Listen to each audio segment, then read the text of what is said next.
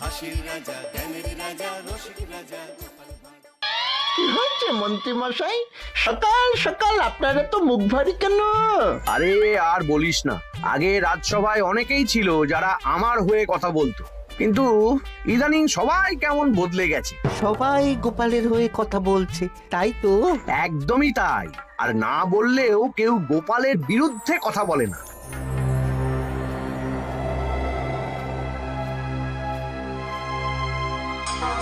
কি মন্ত্রী মশাই, আজকাল তো আমার কথা আর মনেই পড়ে না, ভুলে গেছেন নাকি?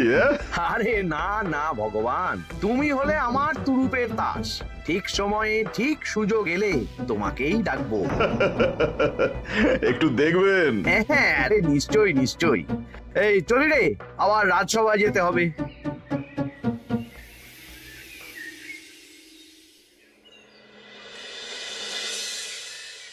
আচ্ছা তোমরা বলো তো, আমাদের রাজ্যের সার্বিক উন্নতির জন্য সবার আগে কি দরকার? মহারাজ, আমি বলবো, বলো গোপাল। সততা আর শিক্ষা, এই দুটো জিনিস মানুষের মধ্যে থাকলে রাজ্যের উন্নতি কেউ আটকাতে পারবে না মহারাজ। একদম ঠিক বলেছ পণ্ডিত, তুমি তো শিক্ষার কাণ্ডারি। তুমি কি বলতে চাও এই ব্যাপারে? মানে কিভাবে শিক্ষার আরো উন্নতি করা যায়? মহারাজ, আমি তো মনে করি পুঁথিগত শিক্ষাই শুধু শিক্ষা নয়, মানুষের ভেতরে যে পূর্ণতা আছে সেটাকে ফুটিয়ে তোলার নামই হলো শিক্ষা। যেমন? কেউ যদি খেলতে ভালোবাসে সে খেলোয়াড় হবে, গান করতে ভালোবাসলে সে গায়ক বা গায়িকা হবে। আমি প্রত্যেকের মধ্যে লুকিয়ে থাকা এই বিশেষ বিষয়গুলিকে তুলে ধরার জন্য কিছু করতে চাই। তা এটা করার জন্য কি দরকার? প্রথমত অর্থের প্রয়োজন। আমাদের আরো অনেক টুল খুলতে হবে, সেখানে এক একটা জায়গায় এক এক রকমের শিক্ষা প্রদান করা হবে। এটা ভালো প্রস্তাব। আমাদের রাজ্যে গায়ক, নৃত্যশিল্পী, অঙ্কন শিল্পী, খেলোয়াড় সব তৈরি হবে। দেশ বিদেশে রাজ্যের নাম উজ্জ্বল হবে। মহারাজ, একদম এসব উল্টো পাল্টা খরচ করবেন না। কেন কেন? মহারাজ, রাজকোষে প্রথমত বেশি অর্থ নেই, যে কোনো সময় যুদ্ধ লাগতে পারে। তাই আমাদের উচিত প্রথমে এসব না করে কামান, গোলা, বারুদ, ঢাল, তরোয়াল এসব কেনা। ঠিকই বলেছ। কদিন ধরেই শুনছিলাম সীমান্তবর্তী এলাকায় ইংরেজ সেনারা নাকি ঘুরঘুর করছিল। পণ্ডিত মশাই, আপনার এই সব পাণ্ডিত্য অন্য জায়গায় ফলাবেন কেমন? এসব করে লাভের লাভ কিচ্ছু নেই। কাউকে যদি ইংরেজরা গুলি করে সে কি গান শোনাবে? হ্যাঁ, মন্ত্রীর কথায় যুক্তি আছে। মহারাজ, আপনি বরং পণ্ডিত মশাইকে কিছুদিনের জন্য ছুটি দিয়ে দিন। পণ্ডিত মশাইয়ের মাথার একটু বিশ্রাম দরকার। হ্যাঁ পণ্ডিত, তুমি বরং দিন 15 জন্য তীর্থে ঘুরে এসো। যথা আজ্ঞা মহারাজ।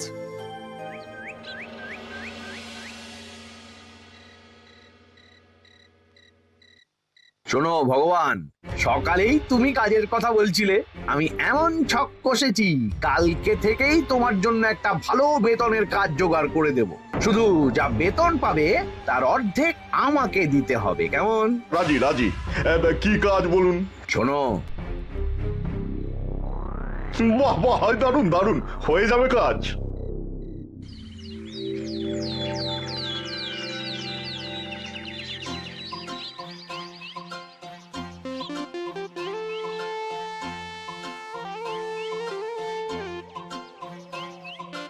এই সকাল সকাল রাস্তায় ঘুরঘুর করছিস কেন? হ্যাঁ, পড়াশুনো কি শিখেই তুলে দিয়েছিস? পণ্ডিত মশাই তীর্থে গেছেন, এখন আমাদের ছুটি।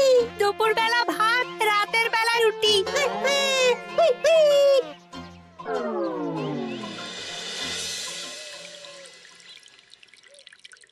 মহারাজ, গতকাল পণ্ডিতকে ছুটি দিলেন আর আজ পাঠশালার সব ছাত্রছাত্রী সকাল থেকে ঘুরঘুর করছে। এ কি, তাহলে তো মুশকিল। মুশকিল আসান করার রাস্তা আমার কাছে আছে মহারাজ। আমার সন্ধানে এমন একজন পণ্ডিত আছেন যিনি বহু ভাষাবিদ, অনেক পাণ্ডিত্য, দেশ বিদেশে শিক্ষাদান করেছেন। কিন্তু তাকে আমরা পাবো কোথায়? তিনি কৃষ্ণনগরে ঘুরতে এসেছেন, শুধু ওনাকে বেতনটা একটু বেশি দিতে হবে। এবং তিনি এই রাজ্যের যে কোনো মানুষের চেয়ে বেশি শিক্ষিত, তার পড়ানোর ধরনই আলাদা। সে কোথায়? আমি তাই ওনাকে আজকে রাজসভায় আসতে বলেছি। মহারাজ, আপনার সাথে একজন দেখা করতে এসেছেন। দেখুন মহারাজ, বলতে না বলতেই হাজির। ওনাকে ভিতরে আসতে বলো। আচ্ছা মহারাজ।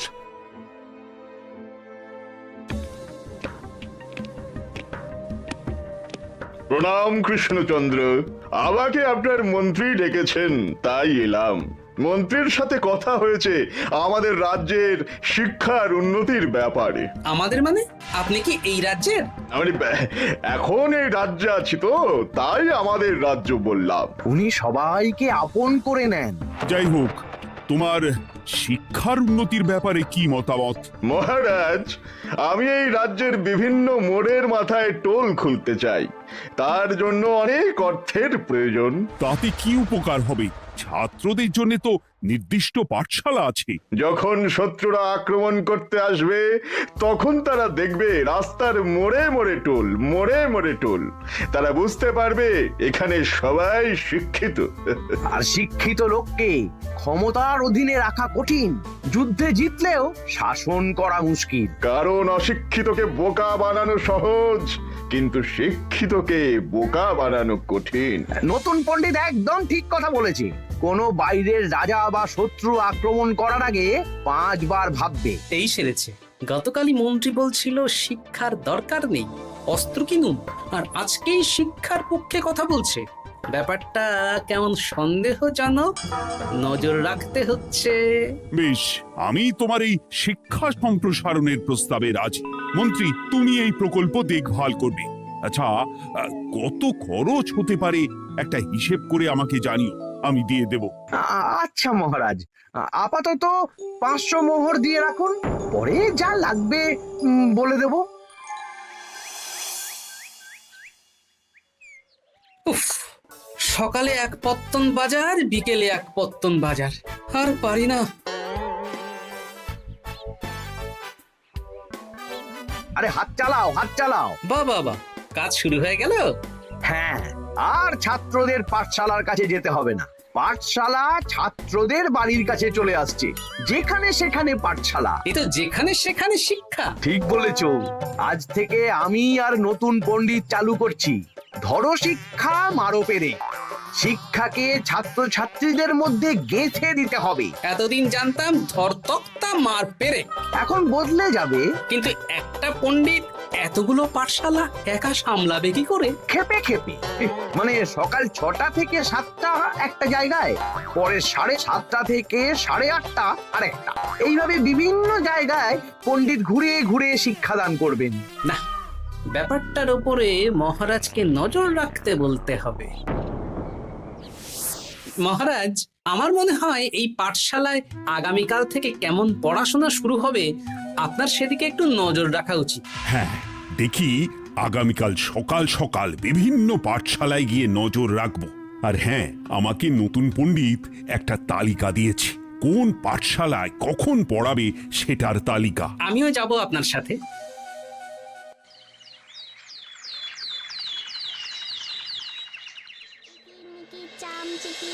কাটা মজুমদার ধে এলো দামোদর, দামোদরের হাঁড়ি কুড়ি, দুয়ারে বসে চাল কুড়ি। দেখি কুটি, তোরা এই কিরমিকির খেলছিস? নতুন পণ্ডিত কোথায়? উনি তো এই মাত্র দক্ষিণের পাঠশালায় গেলেন।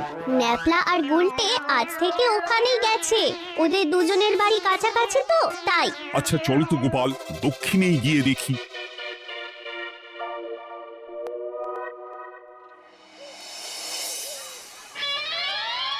দেখি, এখানেও তো নতুন পণ্ডিত নেই। নতুন পণ্ডিত মশাই আমাদের একের নামটা মুখস্থ করতে দিয়ে চলে গেলেন।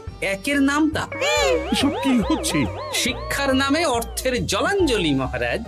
না, আজই রাজসভায় এর বিচার হবে। মন্ত্রী, আমি যা দেখলাম তাতে শিক্ষা তো কদিন পরে লাটে উঠবে। আমার এক ভাগ্নি তো আজ পাঠশালায় গিয়ে লুকোচুরি খেলেছে।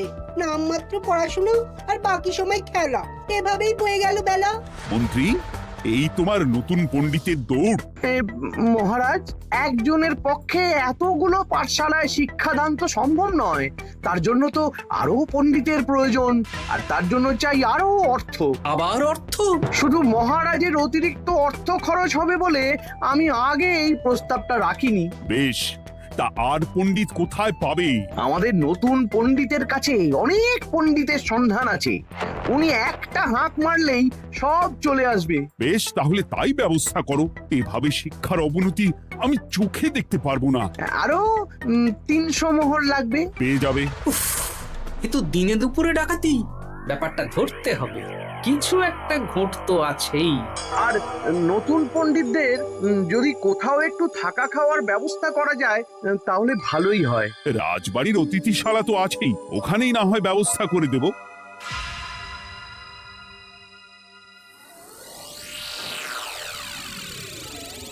শোন বটা ঘটা আর কেলে পচা, তোদের এইবার এই ভগবানের মতন শিক্ষাদান করতে হবে। আরে আমি তো শিক্ষা বানানই জানি না।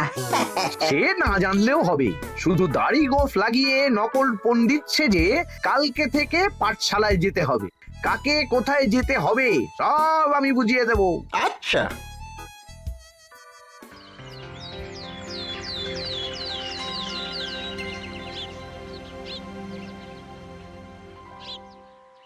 আচ্ছা বল তো, গতকাল তোদের বাড়িতে কি কি রান্না হয়েছিল?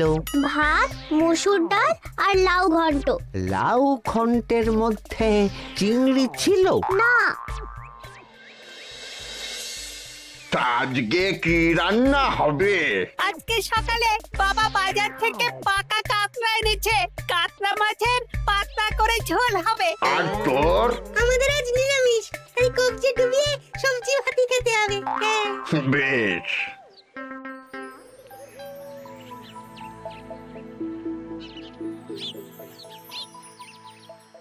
বল, আজকে তোরা কি কি শিখলি? আমি লাউ ঘন্ট।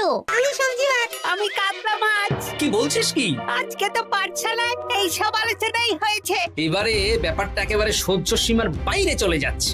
দাদু, আমাদের আগের পণ্ডিত মশাই ভালো ছিলেন। উনি কোথায় চলে গেলেন? মন্ত্রী মশাই ছলে বলে কৌশলে ওনাকে তীর্থে পাঠিয়েছেন।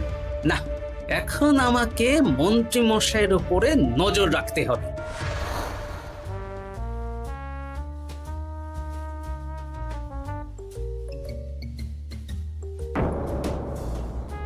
পাঠশালায় পড়ানোর ব্যাপার তো বিকেলেই মিটে গেছে। রাজবাড়ির অতিথিশালায় না গিয়ে নতুন পণ্ডিত মশাইরা এদিকে আবার কোথায় যাচ্ছেন? সাথে মন্ত্রীও আছেন, ব্যাপারটা নজর রাখতে হবে। তাড়াতাড়ি চল। চলুন চলুন। এদিকে তো বটা ঘটার বাড়ি, এদিকে মন্ত্রী মশাই কোথায় যাচ্ছেন?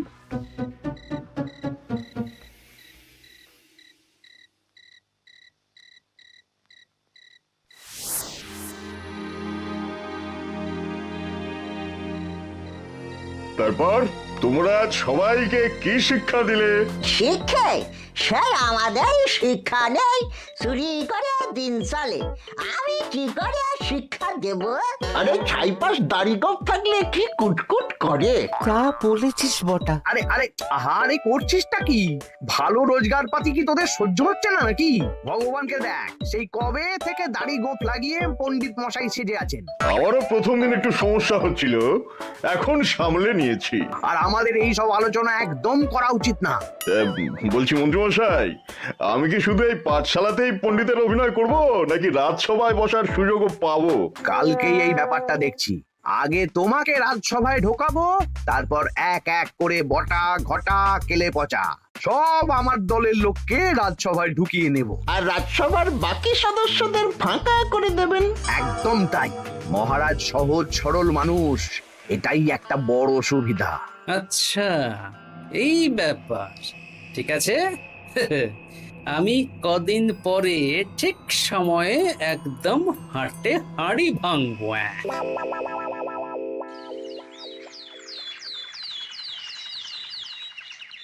তাহলে মন্ত্রী, আর কোনো সমস্যা নেই তো? না না মহারাজ, এখন আর কোনো সমস্যা নেই।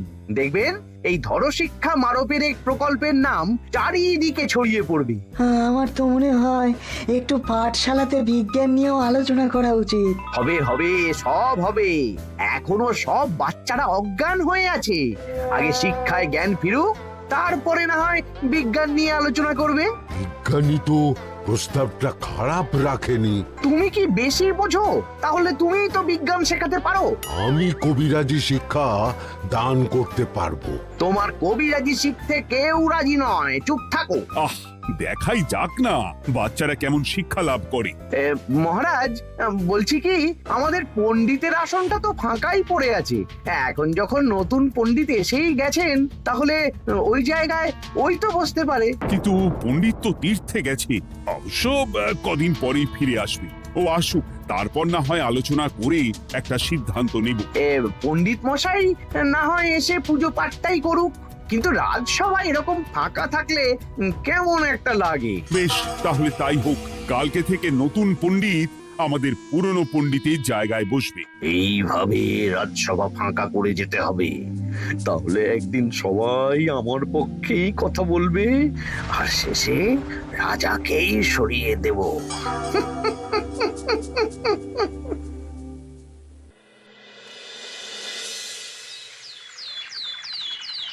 মহারাজ, সর্বনাশ হচ্ছে চারিদিকে। চলুন চলুন, আমি পুরো বিষয়টা ধরে ফেলেছি। কি ধরে ফেলেছো? শিক্ষার নামে ষড়যন্ত্র চলছে মহারাজ। রাজসভায় চলুন, সব বলছি। আচ্ছা আচ্ছা, আসছি।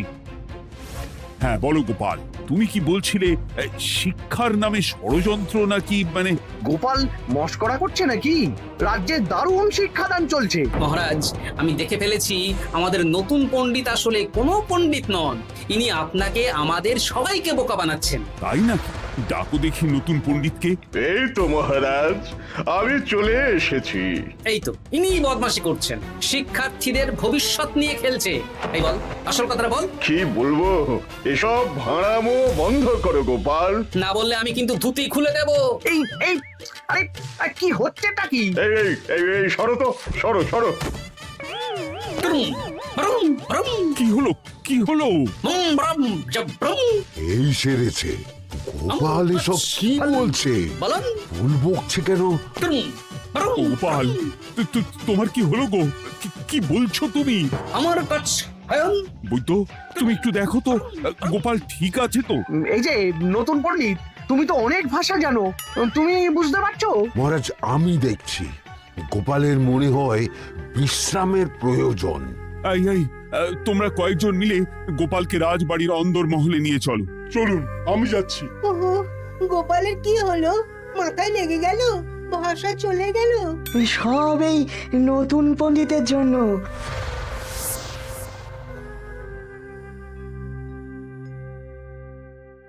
ভাল খাচ কাচ হায়ন মাস্কার কাচ। মহারাজ, আমার মনে হচ্ছে গোপালের বাইরে থেকে কিছু হয়নি, ভিতর থেকে কিছু হয়েছে। নারী স্পন্দন, হৃদস্পন্দন সব ঠিক আছে। আমার বড় যাব ভ্রম। কিন্তু গোপাল কি ভাষা বলছে বোঝা যাচ্ছে না। নতুন পণ্ডিত, একবার চেষ্টা করে দেখো না। আমার কাছে হয় না। এসব তো আমি কিছুই বুঝতে পারছি না মহারাজ। আপনি যে এত দেশ বিদেশে ঘুরেছেন, আপনি বুঝতে পারছেন না? এ আমার এখতিয়ারের বাইরে। তোমার বাকি পণ্ডিতদের নিয়ে আসো তো, যারা পাঠশালায় পড়ায়। আমি বুঝতে পারছি না, বটা ঘটা কেলে পচা কি বুঝবে? আমার বড় যাব ভ্রম। চপ করো ঘট, নল খাবো মরব। কিছুই তো বুঝতে পারছি না। রাজসভায় কাউকে না দেখতে পেয়ে এখানে এলাম। ওই তো আমাদের পুরনো পণ্ডিত চলে এসেছে। শুনলাম গোপালের নাকি কি হয়েছে। এই পণ্ডিত, তুমি দেখো তো গোপালের নতুন ভাষা উদ্ধার করতে পারো কিনা। কি গোপাল, তুমি কি ভাষায় কথা বলছো? আমার মতর ভাষ কত বলো। ওই দেখো আবার কি সব বলছে।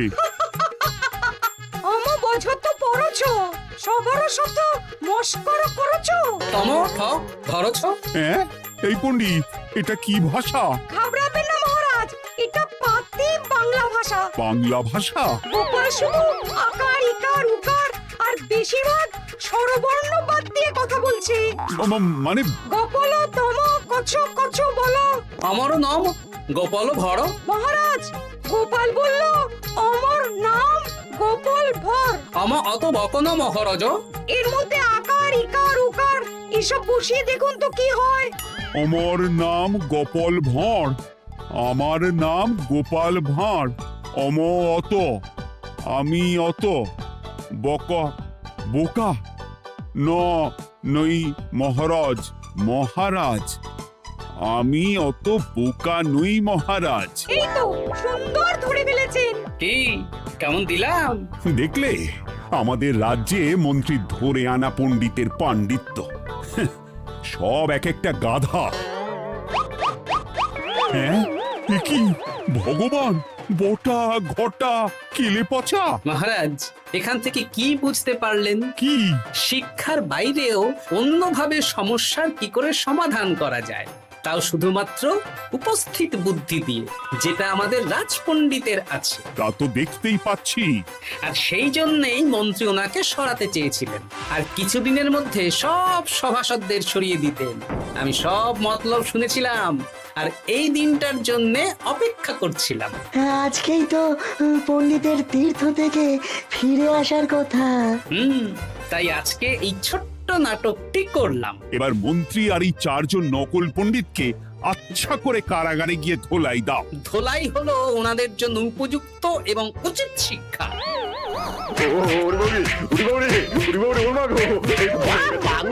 বাবা গো, ভুল হয়ে গেছে গো। আরে